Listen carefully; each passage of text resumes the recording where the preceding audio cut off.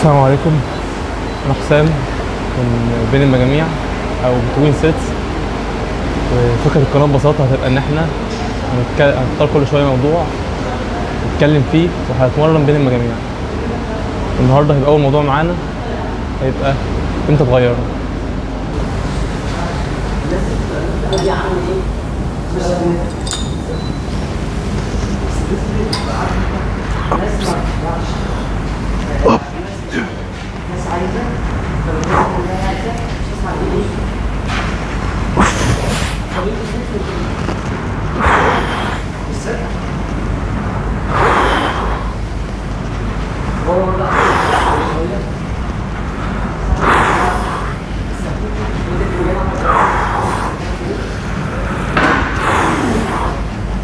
اللي يخليك تقدر تشوف صورتك ابتدائي تقدر تجزم وتقول ان هو ده انت، مع ان هو نفس الشكل ونفس الافكار ونفس الذكريات ونفس اي حاجه، كل حاجه اتغيرت. فالسؤال ده موجود من زمان قوي، والعلماء ادوا اسمه بيرسونال ايدنتيتي او الهويه الشخصيه عبر الزمن. هو بيسالش انت مين، هو بيسال ليه الشخص الابتدائي ده هو نفس الشخص اللي موجود دلوقتي. عشان نعرف إجابة السؤال ده هنحكي حكاية سفينة سيسيوس. هي ببساطة سفينة على مدار السنين كل شوية لوح منها بيتكسر فبيغيروه. على مدار السنين كل الألواح اتغيرت، فالعلماء هنا اختلفوا هل السفينة دي هي نفس السفينة القديمة؟ فجه هنا رأيين. رأي قال أيوه إن هي اتغيرت بالتدريج، والرأي التاني قال لأ، إن كل القطع الأصلية بتاعتها اتغيرت. فقاموا جايين عاملين حاجة تانية، إن هم جابوا كل القطع القديمة وعملوا بيها سفينة جديدة تانية. بقى عندنا سفينتين، سفينة هي اللي عملت الرحلة بس كل قطعها جديدة، وسفينة تانية بالقطع القديمة الأصلية كلها. فأنهي واحدة منهم هم السفينة الأصلية؟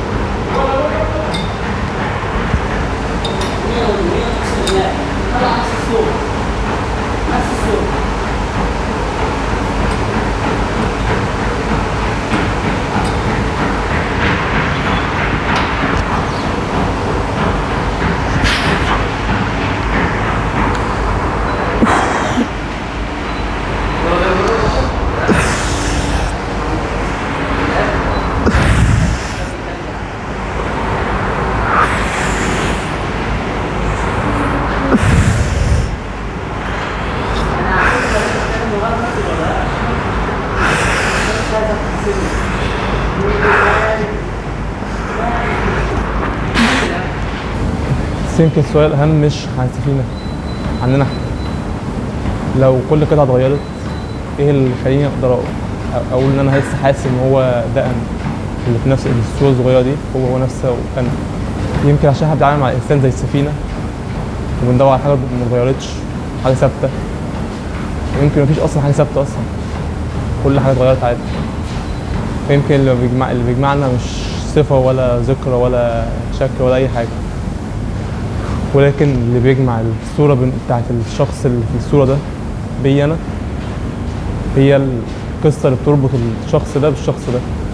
القصة اللي أنا أقدر أحكيها خليني أقدر أوصل الشخص اللي في الصورة دي لي أنا، ويمكن ده هو الرابط. وهنا ظهرت فكرة في علم النفس اسمها الناراتيف ايدنتيتي أو الهوية السردية. وهي ببساطة مش مهم إيه اللي حصل لك، بل المهم ايه المعنى ورا اللي حصل لك ده. لو جينا نحن نتخيل عندنا حكايتين.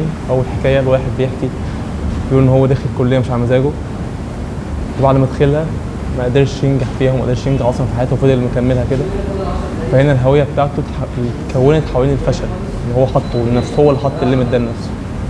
بينما في حكايه تانيه ويجينا نقول نفس الحدث برضه، ان هو دخل كليه مش على مزاجه، بس هو بيدرس في الكليه دي لقى ماده عجبته فبدا يدرسها وتخصص فيها وبدا ان هو يذاكر منها وبدات مصدر الرزق ليه. وهو هنا الهويه بتاعته بقت حاجه مختلفه، مع ان نفس الحدث ونفس الشخص، بس اللي اختلف هو المعنى اللي انت اديته للحدث.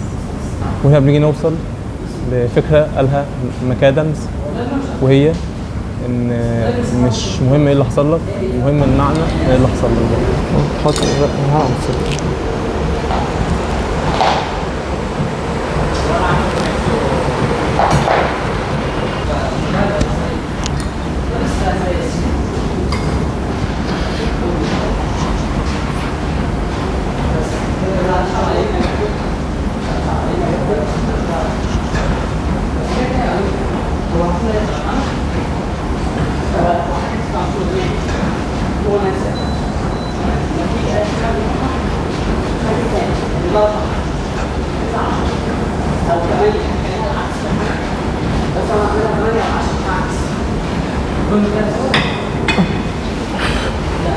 فهنا بنقدر نوصل لفكرة ماكادامز اللي قالها انه مش مهم ايه اللي حصل لك، بل المهم ايه الفكرة او المعنى هو اللي حصل لك ده.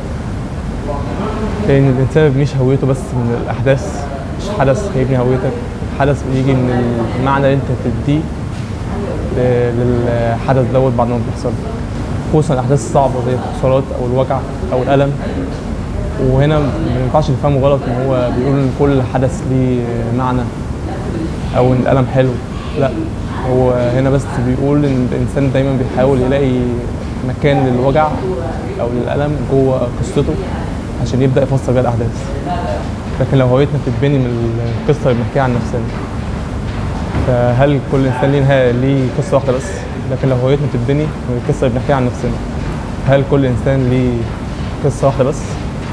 لا، كل انسان بيتولد بقصه كبيره جواها قصص كتير، بتبتدي ليها بداية وليها نهاية أو وسط أحداث. كل مرة بتخلص قصة بيتولد شخص مختلف شوية عن اللي قبله، زي نهاية المرحلة الدراسية، نهاية علاقة بينك وبين شخص، نهاية شخصيتك أنت القديمة ذات نفسها. كل واحدة بتخلق شخص مختلف عن اللي قبله. ولكن هنا هل إحنا بنتولد القصة بتاعتنا أصلا ولا بنكونها كل ما بنكبر؟ يعني العلماء قالوا إن الطفل لما بيتولد مبيبقاش ليه قصة أصلا، يبدا حياته عباره عن احداث احداث احداث، ما فيهاش قصص، من غير ترابط اصلا.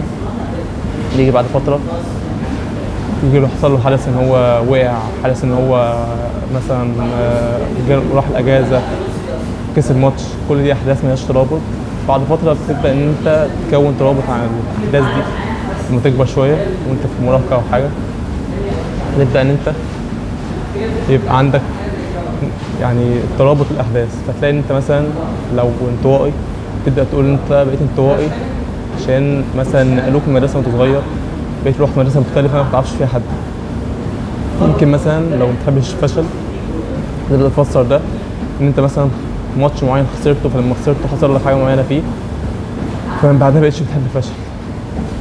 هتلاقي ان كل ما بتكبر بيحصل ترابط، بيحصل قصه تبدا تبنيها انت عن طريق الاحداث. الباحثين بيقولوا هنا ان الانسان عشان يتبني هويته لازم يكون في ترابط كبير بين الاحداث اللي بتحصل، مش عباره عن حدث حدث حدث حدث ورا بعض وخلاص. لازم تربط الحدث ده نتج عنه ده، فالناتج ده نتج عنه الشخص اللي انا بقيت عليه دلوقتي. عشان كده هتلاقي ان فرق كبير قوي بين انك تفتكر حاجه وانك تفسر حاجه او تبقى جزء من القصه بتاعتك.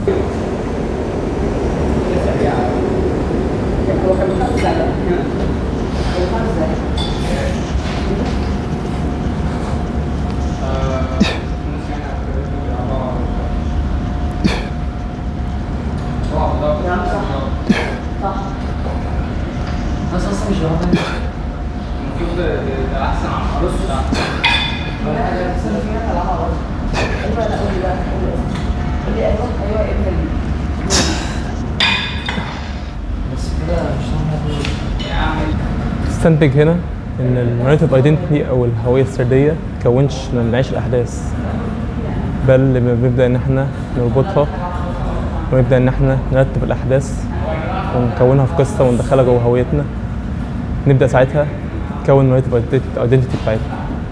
بس لو الناريتيف ايدنتيتي عباره عن القصه اللي احنا بنحكيها، فمين هو الراوي بتاع القصه دي اصلا؟ مين اللي بيرويها؟ يعني هل اللي بيروي القصه هو نفس البطل اللي عايش في الاحداث ديت؟ هل انا الشخص اللي عاش الاحداث ديت ولا انا الشخص اللي بروي الاحداث دييت. هتلاقي ان الشخصين مختلفين عن بعض. هتلاقي ان الراوي مختلف عن البطل اللي بيعيش الاحداث، مع انهم هو نفس الشخص المفروض يعني.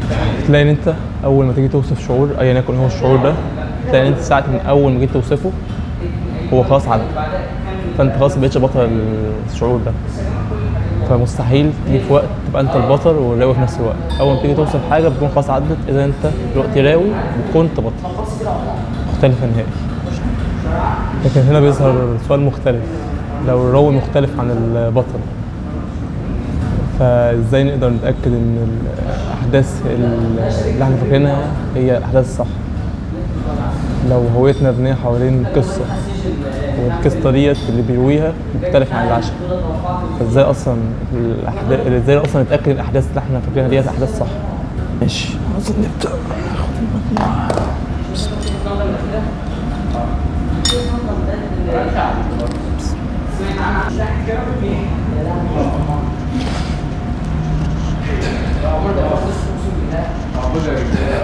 انا اروح واحد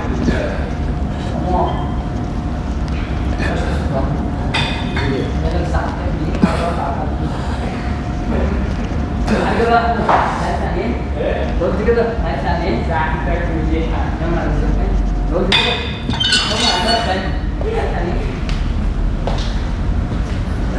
وهنا بتبدأ المشكلة، لأن احنا فاكرين إن دماغنا أو الذاكرة بتاعتنا عبارة عن تسجيل فيديو اللي حصل لنا، بس هي مش كده.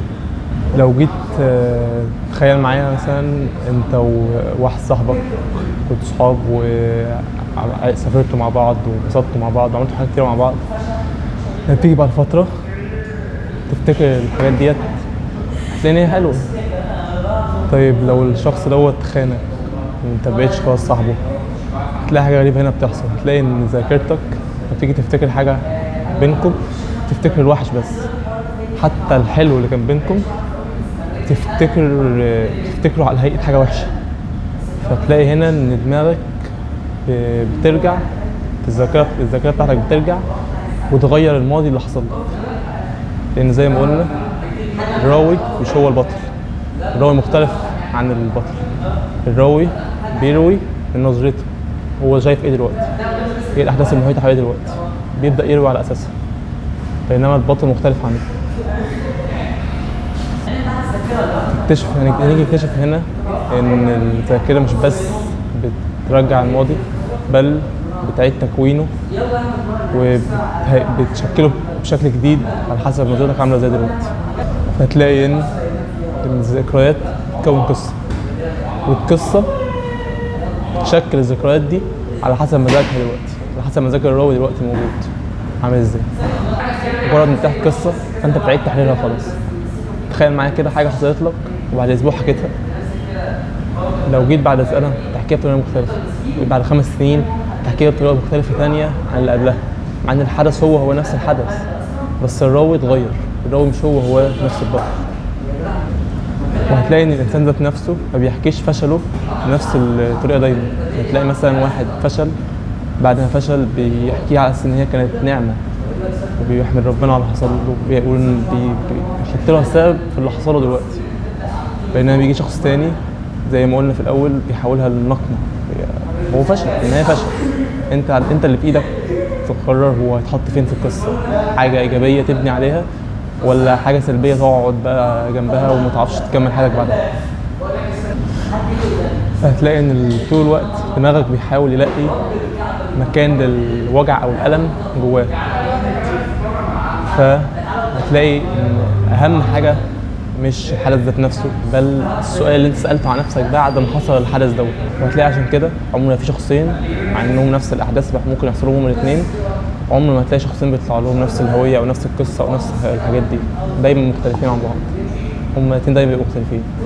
فهتيجي دلوقتي نشوف هنلاقي ان احنا القصه بتختلف والذكريات بتختلف واحنا بنختلف، افكارنا شكلنا كل حاجه بتختلف. فايه الثابت هنا؟ هتلاقي ان احنا لو جينا نفكر فيها هتلاقي ان القصه اختلفت والذكريات اختلفت. فهنيجي نسال سؤال، ايه اللي بيحصل للنسخ القديمه مننا اصلا؟ يعني دايما لحد دلوقتي بنتكلم عن النسخه الحاليه بس مننا. طب والنسخه القديمه ايه اللي بيحصل لها.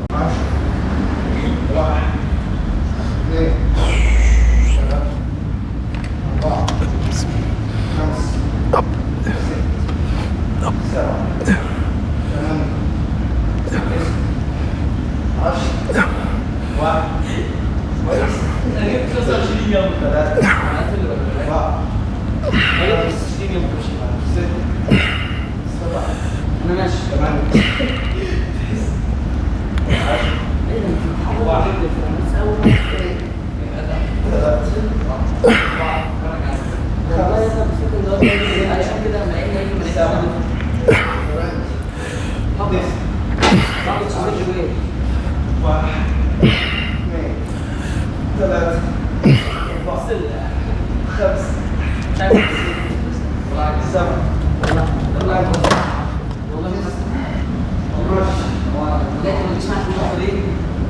لما بنيجي ان احنا نخسر حد بنحبه تلاقي ان احنا بندي الشعور ده اسم، وبنبدا ان احنا نزعل عليه وبنعرف ازاي نتكلم عنه ونعزي نفسنا عليه. طيب لو الشخص دوت احنا، لو الشخص اللي احنا خسرناه دوت كان احنا، لو كانت نسخة قديمة مننا او جزء مننا مثلا وانت طفل او جزء قديم منك،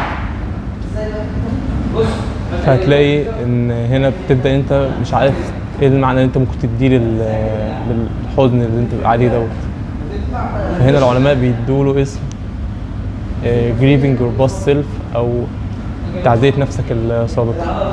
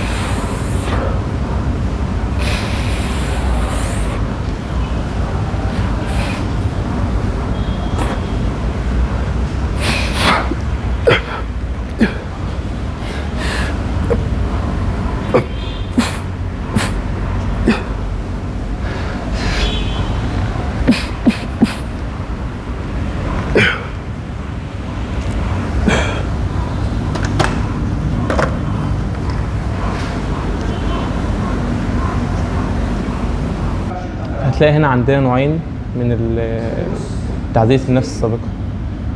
النوع الأول إن إحنا بنبقى خلاص في المرحلة الجاية أو المرحلة المستقبلية مننا، مثلا إن إحنا نجحنا خلاص، فإحنا بنعزي نفسنا على الجزء القديم مننا، زي وإحنا أطفال مثلا، أو الشخص اللي كان بيضحك بسهولة، أو أي حاجة قديمة مننا بنعزي نفسنا عليها. طيب بالنسبة للنوع التاني، النوع التاني بيبقى أصعب، إن أنت بتبقى مش متقبل الشخصية اللي أنت عليها دلوقتي، وشايف شخصية مستقبلية أنت عاوز توصل لها، بس أنت لسه in between في النص ما بينهم، ولا أنت بقيتش شخصية قديمة لسه، ولا أنت بقيتش شخصية جديدة لسه، في النص. بس بتبقى قررت خلاص إن أنت مش عاوز أبقى شخصية قديمة دي تاني، وبتبدأ إن أنت تحاول توصل للشخصية الجديدة دي. زي مثلا لما واحد بيصحى يقوم جاي قايل مش عاجبني ان انا تخين، خلاص هبدا اغير من نفسي وهخس، عشان هو في دماغه شايف شخصيه مستقبليه منه شكلها كويس، صحتها كويسه، عندها عضل، بيبدا ان هو شايف نسخه مستقبليه، بس هو لسه ما سابش النسخه القديمه منه.